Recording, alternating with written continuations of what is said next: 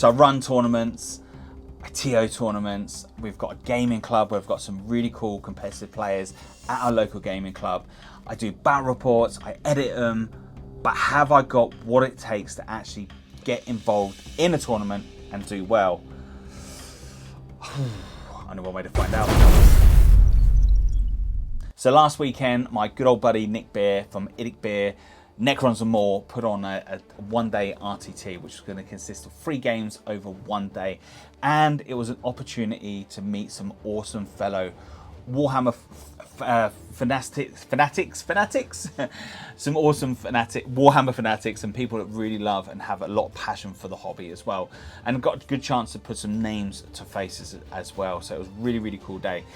Over this 1 day, it was an event that was held in the gazebo down in Plymouth, and it was a great opportunity from playing the game post to watching the game to see whether or not all the hype and all the upset about how 40k is going at the moment and the way that certain armies are stronger than others.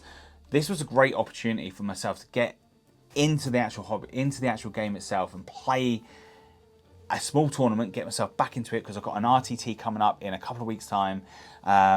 And it's a great opportunity. This is a real nice test bed to play some really cool, fun players and take some really cool models that I haven't played in quite a long time, and to see how well I did, and to see whether or not I can still play at a fun, exciting level. So this 1 day RTT is 1,000 points, 3 games over 1 day. Now, due to the first game taking a little bit longer than it should have done, we decided we were just going to go for the 2 games opposed to the 3. And this was an opportunity for me to dust off some models that I haven't played with in a while. And of course, I went with my Chaos Space Marines, but not only any Chaos Space Marines, I went with the World Eaters. Purely because I love World Eaters, I love the fluff around World Eaters. Apart from Angron, I feel they kind of made a little bit of I've got daddy issues, but I still love my Chaos. Regardless, I am a big Orc fan, so please, all my people that love Orcs and love the channel, I'm sorry, I went with World Eaters. So for my 1,000 points, I've gone with Chaos Space Marines, and the Legion I've chosen, of course, is going to be the World Eaters. Now, the Legion trait for the World Eaters, each time a unit fights, if it makes a charge move, was charge, or performs a heroic intervention, that turn, it just gets an extra attack for this unit. Absolutely massive. And of course, having the corn icon on them will also improve their AP when they go into combat. That is pretty massive. So if they charge, was charged, heroic intervention, ups the AP, and for me, that makes it a really good Legion trait. Warlord, I went in with my Demon Prince, again a model I haven't used for quite a while. Demon Prince, I went with the Demon Weapon, the Corn Demon Weapon. The fact that it can do D3 plus 3 damage on my axe was absolutely massive, and I felt that it had to be taken. It was meant to be. So I spent 1 CP for that, and I also spent a CP for the Warlord trait for the Feel No Pain. Quite expensive considering you don't get many CP at the start of this, but I felt it was worthy to spend that CP to get those 2 little buffs. Troop wise, I'll go in with two squads of World Eaters, just squads of 5. Again, giving them the icon, giving the benefits of that. And of course, putting them in Chaos Rhinos, just giving that little bit of protection. And of course, turn 1, it allows me then to be a little bit cheeky, set up against the lines and give me that 3 inches extra movement. So jumping out the Rhino 3 and then moving 6 gives me that little bit extra movement on the actual board itself. Going in for my elites, I went for something I haven't played with in a while, and I know they've kind of got a bit of bite. Now I know that some of the players that I'm going to be going up against will have some nice units in their armies, so I needed something that was going to bring me a little bit of taste, a little bit of bite, because I don't have much shooting in this army, but will have a little bit of dominance on the close combat side. So I decided to go with 5 Possessed. The fact that they can move 9 inches just gives me that little bit of cheekiness. If I remember to use this strat, the World Eaters have a 1 CP strat where I can forward deploy before the battle begins, outside of my deployment, so the Possessed can move up to 9 inches on the board, as long as it's 9 inches away from the opponent. It gives me a little bit more play in this. However, this tournament, I completely forget about this. I don't use it at all, because as I said, this is the first time in a while that I've used this army, and yeah, it kind of, all my plans went out the window. I thought about it and I absolutely forgot about it. Moving in over to my heavy support, I take 2 Mauler Fiends. One has got Lashing Tendrils, as the other one is just going to be going in with the Magna Cutters. So as you can see, my force is quite small, very, very elite, but it does pack a punch. If it gets into combat, and if I manage to get that combat off, it does pack a hell of a punch. Because we've got not a lot of CP, I'm not so worried about the interruption. So we're using the BCP in this event, and the first round is selected by random, and I pull Tom from Black Toad Studios. Indicator. So D6 shots. Tom came across as a true gent on the battlefield. So in Tom's list, for his HQ, his Warlord, he's going with Chaplain with a bike. Troops, he's going in with the Assault Intercessor squad, so he's got 2 squads of those. He's also got another Chaplain, another HQ Chaplain with a jump pack. For elites, he's going in with a squad of Terminators. He's also going in with 3 Blade Guard. And he's also got, which I thought was really, really interesting and fun, he's also got a Vindicator tank. And it's kind of like, wow, you don't get to see many of them on the battlefield. So game 1 was really, really interesting. So turn 1, Tom wins the roll-off, which is kind of cool because that's kind of really what I want. I want Tom to come to me. I say Tom coming forward, it then meant my Khorne Berserkers coming out up to 9 inches out of those, out of the Rhinos, so 3 inches jumping out and then 6 inches move. Meant that I was straight into the Blade Guard quite quickly. I was into a squad of Intercessors, Assault Intercessors, and my Mauler Fiend just absolutely made light work of the Blade Guard. And of course, it then meant I've got another Mauler Fiend coming up to the side, and he's going in for the other Assault Intercessors that are taking objective. And of course, there's got a Chaplain coming around, so I'm thinking I'm a bit smart, a bit clever on this one. I decide I'm going to block off all my entrances. Anything that's going to come to me, I block off with Rhinos and keep my Demon Prince further back in the field because I don't want to give him up too early on. Turn 2, Terminators drop down with the Chaplain. My Mauler Fiend makes a U-turn, goes back. My Possessed have gone into there. My other squad of Khorne Berserkers, and pretty much we've destroyed the Terminators down the bottom. The game goes to about turn 4. Absolutely fun, really awesome. Even though I've gone with that demon weapon, the D3 plus 3 with the axe, when it goes into that Chaplain, because I've gone for the Warlord trait, Skulls for the Skull Throne to get that whopping 15 points. And this is something that I've got to remember when doing these RTTs, it's thinking about my secondaries, because that's one of the things that let me down on this one.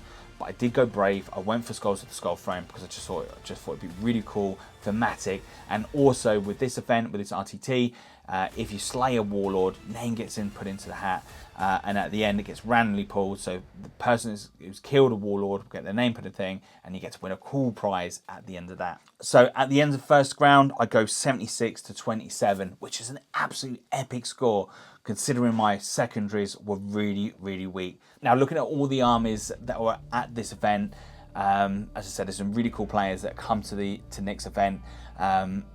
There's 2 armies on there that I'm not too sure whether how comfortable I feel going head to head with these, and both those armies being Necrons. Nick's army, now I know he's had a lot of practice with him, and I know he does really well with those Necrons.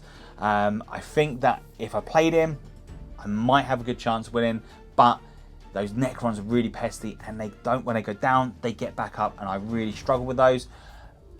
And that was something to think of. But the main army that I was really worried about facing at this event, and that was Cole's Necrons, because he's got the Nightbringer. Out of all the armies in there, I can deal with, but with the Nightbringer only losing 3 wounds per phase, it meant I was going to have a really uphill battle on this. Turn 1 for the roll off. Woohoo! I get the roll off, and this is big for myself. So again, I've gone. When we got in for deployment, one of the things that me and Cole spoke at the end of that game, Cole made a mistake where he screened off really perfectly, but the Nightbringer was positioned in the wrong place. He put him more towards one side of the board. If it was myself and I was playing Cole's list, I would go with the Nightbringer more into the centre, because it means it puts more pressure on me, meaning that I don't have many places to go. But because that Nightbringer was further down the board, it meant me going into turn 1, my Possessed, my Khorne Berserkers went up one side of the flank of the board, and then so it meant I could go into his Scarabs, I got into his troops. On the left hand side, because I got the Nightbringer there, I needed to start feeding that bad boy units, because if I don't feed him, it means that he's going to go across the board and do what he wants to do, and I don't want that. So I bring my Maul of Fiend up in position. I don't charge the Nightbringer, because if I do that, the Nightbringer is going to kill it in my turn. I don't want that. So turn 1, I just go for the Scarabs. And to be fair, I couldn't do anything other than that, because the way Carl positioned his troops, he'd done it like a champ. He really screened out really well, nearly well, because I managed to get my Khorne Berserkers over with a massive great 11-inch charge to his back squad and went for troops. It was going big and brave, but it was a risk that I had to take to get it in there. So for game 2's secondary to myself, again, I've gone engage on all fronts, and this time I've gone for grind them down and skulls for the Skull Throne again, because I'm really loving that secondary, having the 15 points, plus I want that prize at the end, plus I want to go for big, I want to go for that big 15 points. I have to make sure I get it this turn, have to do it. So turn 1 for Cole, he does bring his Lich Guard, he also brings his Necron Lord over to my Possessed, and also goes after my Khorne Berserkers, because they are just there open for the flaff. But I am using my Rhino to sit upon the objective and making sure that I've got all my objectives covered up, and of course his Nightbringer is going in the direction I was hoping for and going for my Maul of Fiend. Leaving my World Eaters just to be caught up with the Scarabs, but that's absolutely fine. Turn 2, the Demon Prince comes up right up behind the Possessed. I can't kill the Lich Guard just yet, but the Lich Guard and his Necron Lord do kill my World Eaters. But going in big for my turn, as I say, I got no shooting at all, so I got no way of putting mortal wounds or any damage, form of damage onto this Nightbringer. I go big, I charge the Lich Guard and the Warlord and jump my Demon Prince over the units because I got wings. And I do that silly damn mistake where splitting my attacks. Absolutely schoolboy error, and I'm like, oh, why did I do that? Anyway, thinking I had this, slap 4 damage down on his Lord. Again, having that D3 plus 3 damage. He saves 3 of them. 1 of them goes through, and I'm like, yes, I've got him. CP reroll, he saves it. At that point, I knew I messed up. I killed 3 Lich Guard with the Demon Prince, but I really messed up. Turn 2 for the Necrons. The Lord jumps up and goes to the other side of the board. And at this point, I'm like, oh no, the errors of my ways. Again, Cole's turn 2. The Nightbringer, again, he's just picked up another Maul of Fiend. And then my lonely little World Eater has cleared the rest of those Scarabs off, and he's now charging down for his Necron Lord to get that 1 remaining wound off, to see if I can do it. And at this point, actually, I had 2 wounds. I get in there, I get 1 wound off, but not enough to kill him, which is good because I still want those 15 points. Turn 3 for Carl. He then kills the kills a Rhino. No, he doesn't. He kills the Maul of Fiend, kills something, and then he starts going back for my Demon Prince of the Possessed, because I've cleared everything on his backside of the board. But he's just outside of 12 inches to charge my Demon Prince. But it's a big charge. If he was getting there, it's a big charge.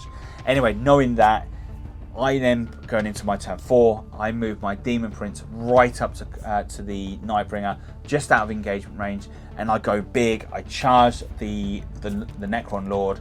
I make it in there, but this time I was not splitting my attacks. I know I'm going to lose the Demon Prince after this from the Nightbringer. Nothing I can do about it, but I have to go big and I have to go for those 15 points. And victorious as Khorne can be, I take the Metal Skull and I crush it in my fingers and sprinkle it onto the ground, and then the big old Nightbringer comes in and takes the life of my Demon Prince for the first time of the day. Tears were brought upon the battlefield, blood was shed, but listen, Khorne does not care from which the blood flows. It was still a win for the World Eaters. Cole only had that Nightbringer on the board. He couldn't really do much with it because if he comes with objective, he's losing points, and points being prizes. End of that game, I get 86 points to Cole's 30 points. Now, both of these scores, including best painted, so it meant that it gave me a really good lead in the points. If we would have gone for another round at this event, I think I probably would have gone up against Nick, and that would have been a really, really interesting game to see how that would have worked out. Nick, if you're watching this, we have to get that game in. We have to see how that game would have worked and who would have come out victorious on this. I think that'd be a really, really fun one to do. But it does give me second place from these two events, from these two games. I come in second, I win some epic prizes, some really, really cool trophy, and I also get some other little cool prizes as well. And to top it off, calling out the Slayer of the Warlord, I take it in, I get picked by random, and I come away with some more cool prizes and another little trophy. Absolutely chuffed. I come away happy with this one because I've had a really fun day, got to meet some really, really cool people, and I come away second at this event. Absolutely massive and awesome. And that's it. So yes, Necrons are very, very good at the moment with everything having core keyword. Did I feel that there was a lot of the power creep? No, but then I am running the World Eaters, which at the moment actually Chaos Codex actually feels really, really balanced. As you can see from the last FAQ, not much was changed in it. Would say to me that the World Eaters, especially as well as the Chaos Codex, is pretty much where it needs to be, and it's quite balanced and fun to play with. Drop some comments down below. Let me know what you think on the new Chaos Codex, if you feel it's a good balance.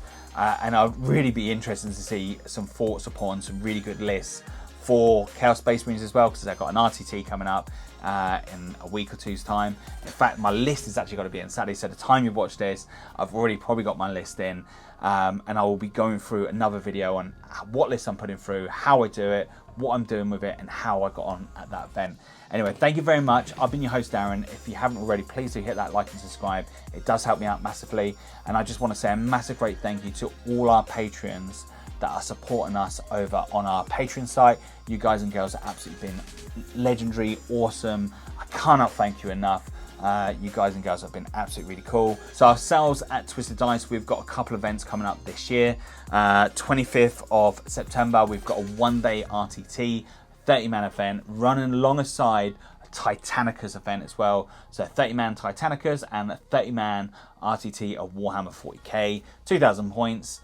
We've got some really nice training and scenery. So if you live local to Leighton Buzzard, or you want to come down and check out what we do over here, please do check us out. Tickets are available over on Eventbrite. Again, there'll be some links down in the descriptions below.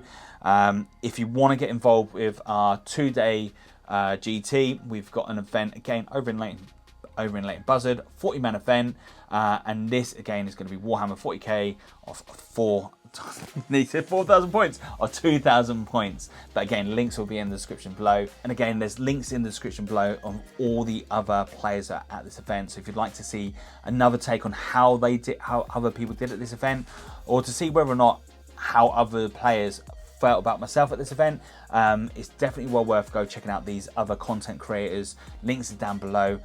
If you go over, don't forget to put a message in their chat to say Darren sent you from Twisted Dice. Everyone, all those guys and girls would love the support that we can offer in the community. We have got a small community, but we have got an awesome community. Anyway, that's where I'm going to say goodnight, thank you, goodbye, and hopefully I'm going to catch you at one of our events. If not, I'd like to see you again at another battle report and join me into this conversation as I go through my tactical videos on how I do at these RTTs.